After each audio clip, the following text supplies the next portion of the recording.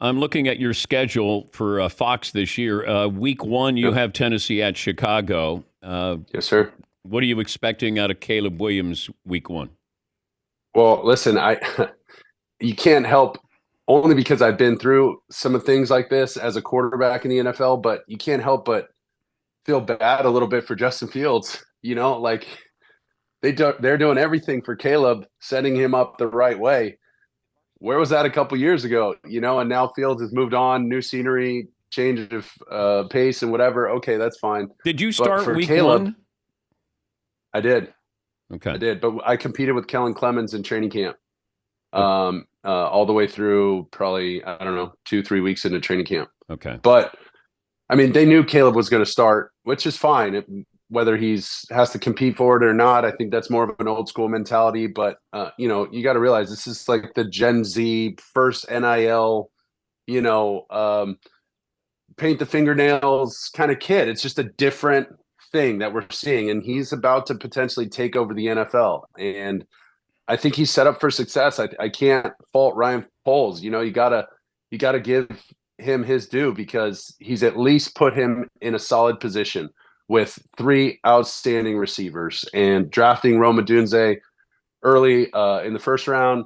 They already have DJ Moore, who accounted for like 40+% of their offense, only second to Tyreek Hill in the NFL of offensive percentage, which is unbelievable.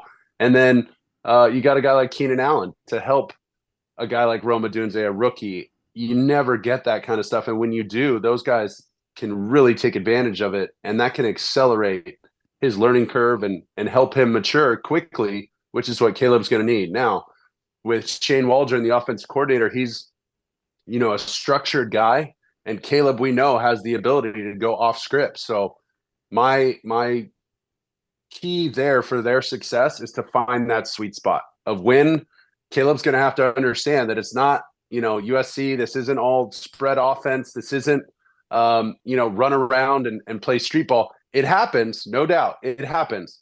But at the end of the day, you're going to have to drop back 3 or 4 times on a 15-play drive and convert third and mediums and get from 1 to 2 to 3 to potentially 4 with just one quick movement in the pocket, one shuffle, one slide, and then deliver a strike to a guy that's essentially covered. He's open. He's NFL open, which is basically covered. And it's gonna be an adjustment. And so where's the time for him to ad lib? Understanding that when it's third and half a mile from your own 15-yard line, we don't need to take another sack here. This might be the time to just throw one away and dirt it or fall down and take a sack, do the old Peyton Manning, just get down and move on with your life and don't give the defense any momentum kind of thing. So there's going to be some growing pains with that, I think, like any rookie quarterback. But man, is he fun to watch. And I was bummed. I wanted to see him in that early game, obviously just for me because we're calling the game. Selfishly, I'd love to see him play and see him get more reps. But I understand why they take care of him and make sure he's healthy for week one. They look pretty bad with a bunch of egg on their face if something were to happen.